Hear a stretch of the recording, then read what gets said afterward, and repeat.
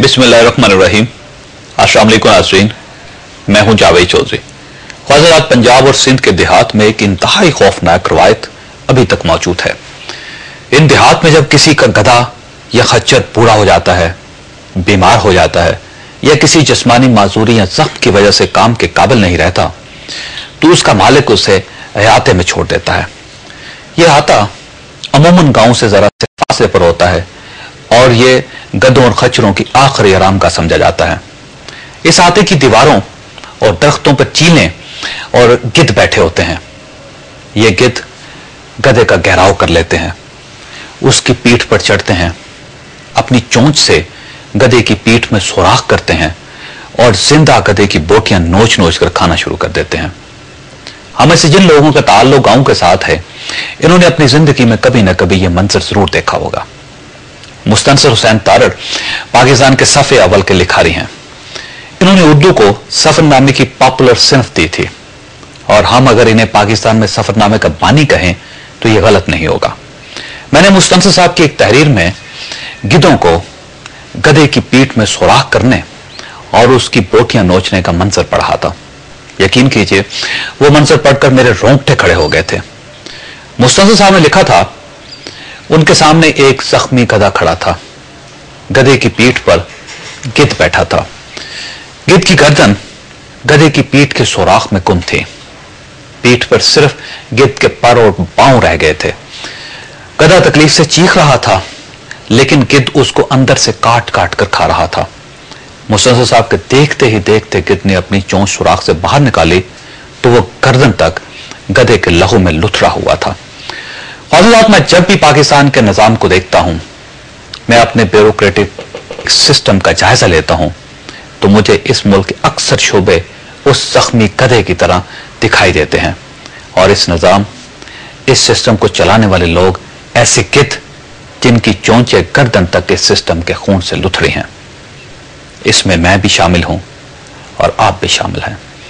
हम सब इस मुल्क को नोच नोच कर खा रहे हैं और साथ ही ये शिकवा भी करते हैं कि इस मुल्क का सिस्टम ठीक नहीं, इसमें इंसाफ नहीं, इसमें मेरिट नहीं, इसमें कानून और आइन का एहतराम नहीं, इसकी सियासत अच्छी नहीं और इसकी पॉलिसियों की सिमत दुरुस्त नहीं। लेकिन हमने कभी यह नहीं सोचा कि हमने इस मुल्क के लिए क्या किया है। हमने इस सिस्टम को बेहतर बनाने, इसे साफ करने, इसे पाक करने के लिए क्या किया है। ठीक है, हो सकता है इस मुल्क ने हमें कुछ ना दिया हो, लेकिन सवाल यह है, हमने आज तक इस मुल्क को क्या दिया है। नाज़रीन, किसान या जमींदार फसलों की हिफाजत के लिए खेतों के गिर्द बाड़ लगाते हैं। इस बाड़ की जिम्मेदारी फसल की हिफाजत होती है, लेकिन जब बाढ़ ही फसल को खाने लगे तो हालात उस वक्त खराब होते हैं।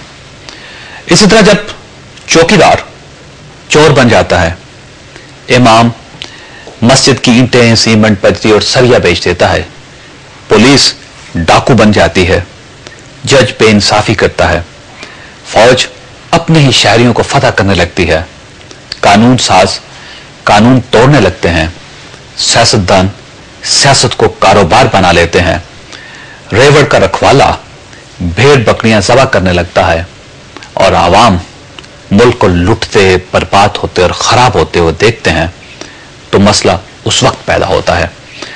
और हमारे मुल्क के साथ यही हो रहा है। इस मुल्क को इसकी बाढ़ खा रही है। इसके चौकीदार चोर बन चुके हैं और मुल्क के मालिक यानी आवाम मुंह देख रहे हैं। चुनांचे इसके अंदर का जख्म गहरे से गहरा होता चला जा रहा है। ख्वाज़ात, जब आवाम जाग उठे थे, जब इन्होंने पसपा होने से इंकार कर दिया था, तो सिस्टम माजूल जजों को बहाल करने पर मजबूर हो गया था। यह अवामी इंकलाब की एक बहुत बड़ी मिसाल है। लिहाजा मैं समझता हूं कि जब तक हम लोग इसी स्पिरिट से मुल्क के दूसरे शोबों के बारे में भी अपना कंसर्न शो नहीं करेंगे, उस वक्त तक मुल्क के दूसरे डिपार्टमेंट्स भी ठीक नहीं होंगे। हम लोग आगे नहीं बढ़ सकेंगे। आवाम नाज़रीन सबसे बड़ी ताकत होते हैं और जब तक ये ताकत सिस्टम के सामने खड़ी नहीं होती, उस वक्त तक सिस्टम तब्दील नहीं हुआ करते। ہم آج کے موضوع کی طرف آتے ہیں۔ وفاق نے آج میاں نواز شریف اور میاں شہباز شریف کی نااہلی کے فیصلے کے خلاف سپریم کورٹ میں نظر ثانی کی 4 اپیلیں دائر کر دی ہیں۔ کیا حکومت واقعی اس سلسلے میں مخلص ہے یا یہ ٹائم گیم کرنے کا ایک ہتھ کنڈا ہے؟ پنجاب میں کس کی حکومت بننی چاہیے اور کیا پنجاب سیاست کا اگلا اکھاڑا ہوگا؟ یہ سوال ہمارے آج کے موضوع ہے اور ہم ایک چھوٹے سے وقفے کے بعد اس پر گفتگو کریں گے، لیکن وقفے پر جانے سے پہلے میں آپ کو پروگرام کے آخری حصے کے بارے میں بتاتا چلوں۔ ہم پروگرام کے آخر میں آپ کو بتائیں گے کہ پنجاب میں سیاست کا مستقبل کیا ہوگا۔ ہمارے ساتھ رہیے گا۔ ویلکم بیک ناظرین، ہمارے پہلے مہمان اعجاز حسین چاکرانی صاحب، وفاقی وزیر اور پاکستان پیپلز پارٹی کے ساتھ ان کا تعلق ہے۔ ہماری دوسری مہمان ہیں ماروی میمن صاحبہ، پاکستان مسلم لیگ کاف کے ساتھ ان کا تعلق ہے، جبکہ ہماری تیسری مہمان ہیں میمونہ ہاشمی صاحبہ، MNA اور پاکستان مسلم لیگ نون کے ساتھ ان کا تعلق ہے۔ چاکرانی صاحب مجھے یہ بتائیے گا، یہ جو کھچڑی پک رہی ہے اتحادوں کی، آپ کا کیا خیال ہے؟ پاکستان مسلم لیگ کاف کی طرف جائیں گے آپ، مسلم لیگ نون کی طرف جائیں گے؟ پنجاب میں کس پارٹی کا کس کے ساتھ اتحاد بنے گا؟ دیکھیں جی، پنجاب میں تو سمپل پوزیشن ہے، کوئی بھی پارٹی، ہم تو کہتے ہیں نون لیگ والے حکومت بنائے، وہاں پہ کاف لیگ سے مل کے بنائے اگر بنا سکتے ہیں، لیکن جس طرح کا وہاں ماحول چل رہا ہے، فلور کراسنگ کی جا رہی ہے یا لوٹاکریسی کی سیاست کو بڑھایا جا رہا ہے۔ کون کر رہا ہے لوٹاکریسی؟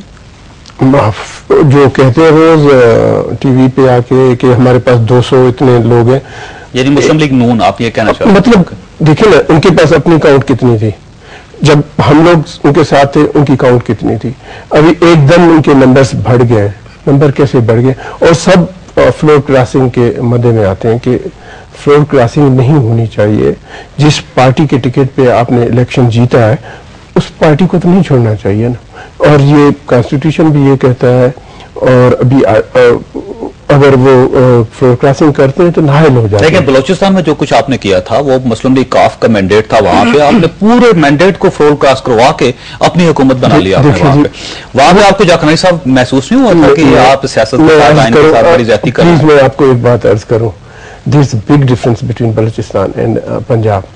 اصول بدل جاتے ہیں؟ نہیں، میں آپ کو ڈفرنٹ بتا دوں، اصول کوئی نہیں، قانون بدل نہ اصول بدلتا ہے، نہ قانون بدلتا ہے، نہ کچھ بھی، کیا تبدیلی آتی ہے؟ دیکھیے بلوچستان میں ٹکٹ ہوتا ہے لیکن لوگ جیتے اپنے اس پہ، جو ان کا اپنا پرسنالٹی کینڈیڈیٹ جو ہوتا ہے وہ اپنے پارٹی کا بلوچستان میں کبھی عمل دخل رہا ہی نہیں ہے۔ میں کہتا ہوں مطلب پارٹی سسٹم ختم کر دیں، کر دیں سب کو، وہ کر دیں، پھر یہ میں یہ کہتا ہوں کہ وہاں اگر پورے کے پورے لوگ چلے جاتے ہیں تو پھر تو دیٹس اے ڈفرنٹ سینیریو۔ یہاں لوگوں کو توڑا جا رہا ہے، کچھ لوگ ادھر ہیں کچھ ادھر، یہ سارے کاف کو توڑ دیں، سارے پیپلز پارٹی کو توڑ دیں، پھر تو بات ٹھیک ہے، لیکن اچھا آپ کی انکلیشن کس طرف ہے؟ پاکستان مسلم لیگ کاف کی طرف یا نون کی طرف واپس جائیں گے آپ؟ کس کے؟ ہم تو کہتے ہیں کہ ہم کہتے ہیں نون والے بے شک کسی سے بھی حکومت ملا کے بنائے۔ آپ کے اتحاد میں انٹرسٹڈ نہیں ہے کاف لیگ یا نون لیگ کے ساتھ؟ دیکھیں جی، میں یہ ایسے کبھی نہیں کہوں گا کہ ہم اتحاد میں انٹرسٹڈ نہیں ہیں، ہم تو ہمیشہ ڈائلاگ کی بات کرتے ہیں اور بلیو ہی ڈائلاگ پہ کرتے ہیں کہ سیاست میں لچک ہونی چاہیے، بات چیت کا دروازہ کبھی ختم نہیں ہونا چاہیے۔ ہم تو ہمیشہ اتحاد اور بات چیت میں بڑا فرق ہوتا ہے۔ یہی ہے نا، بات چیت کریں گے تو اتحاد ہوگا نا، آپ بات چیت ہی نہیں کریں گے تو اتحاد کہاں سے ہوگا؟ محض آرائی کی سیاست ختم ہونی چاہیے۔ ہم محض آرائی لڑاکو سیاست پہ یقین نہیں رکھتے، ہم کہتے ہیں کہ اب جیسے فیصلے پارلیمنٹ میں ہونے چاہیے، سڑکوں پہ نہیں ہونے چاہیے۔ اوکے ماروی، آپ بتائیے کہ پاکستان مسلم لیگ کاف کس طرف جا رہی ہے؟ کیونکہ آپ تو مجھے لگتا ہے دونوں کے ساتھ ہی ملاقاتیں شروع کی ہوں آپ نے، ڈائلاگ بھی، ملاقاتیں بھی اور خفیہ ملاقاتیں بھی، آپ کر کیا رہے ہیں اور کس طرف جا رہے ہیں آپ لوگ؟ بسم اللہ الرحمن الرحیم۔ پہلی بات تو یہ کہ کافی میٹھی میٹھی باتیں یہاں سے آئی ہیں، آئی وش یہ تب آتی ہیں جب صحیح آپ نے کہا جب بلوچستان میں ہمارے مینڈیٹ پہ جو ہے اٹیک ہوا تھا۔ ہمارا جو اصولی موقف یہ ہے کہ پاکستان مسلم لیگ ایک سینٹرسٹ انڈیپینڈنٹ جماعت ہے اور ہم چاہ رہے ہیں کہ ہم مفاہمت ان ساروں کے بیچ میں کریں، کیونکہ ان کی آپس کی جو میرج آف انکنوینئنس ہے وہ کافی گڑبڑ میں تھی اور آ گئی ہے، اور اب آپ کے سامنے یہ ہے کہ وہ سیپریشن ہے یا ڈیورس ہے یا وہ جو کچھ بھی ہے وہ آپ لوگوں کی وجہ سے ہماری سچویشن یہ کہ ہم کیونکہ ایک بہت نیوٹرل ایک یوزفل کردار ادا کر رہے ہیں اس وقت، تاکہ یہ جو